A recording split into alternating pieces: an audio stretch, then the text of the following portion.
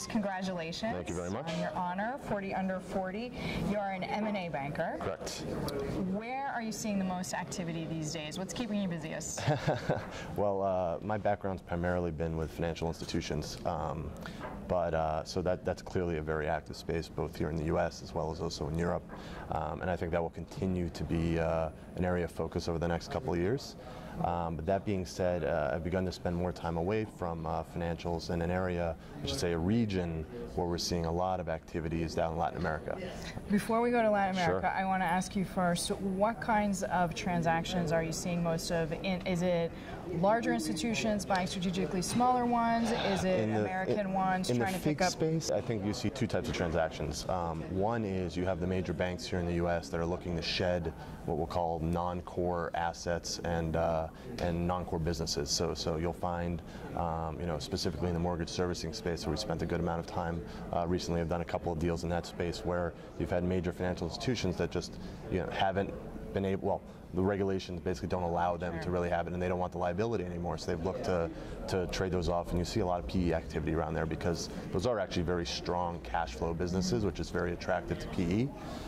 And then the other area where I think you find a lot of activity are the foreign banks that have U.S. assets, and especially the banks in Europe, Spain specifically, where you're seeing the need to raise capital and raise capital quickly. They're divesting assets. So are they selling their good assets, or are they selling their bad assets? They try to start by selling their bad assets, but I think everyone's pretty well picked up on that game, and so they're being forced to actually shed or at least give up part of their good businesses. So you've seen Santander, for example, it's done some divestiture, or at least part of it in Latin America.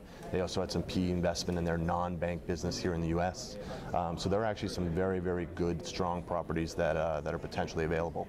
Now, you mentioned you're spending a lot of time in South America, and you said you can tell it's getting busy because it's getting harder and harder to book flights. You can't get a flight down there. Yeah, it's unless you're really booking a trip 2 weeks ahead of time, you're definitely changing planes somewhere. Brazil especially. I mean, Brazil is such a hot market right now.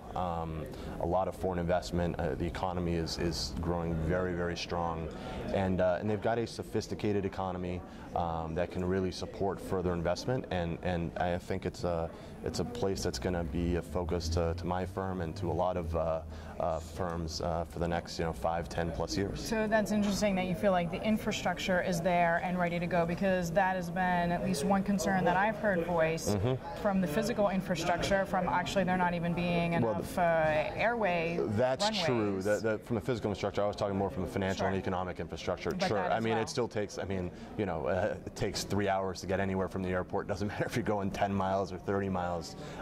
Traffic's a major problem there.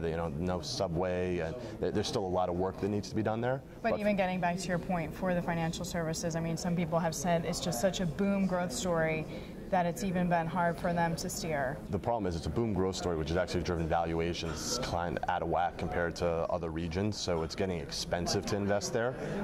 But at least my belief is that for the next 5, 10 plus years, there is an opportunity to get in, even if it's at a higher valuation in other regions, and to see very strong returns as the economy, at least in my view, continues to grow and grow strong. Alex, thank you for the time. I appreciate it. Thank you very much. Congratulations again. Thanks a lot. Alex.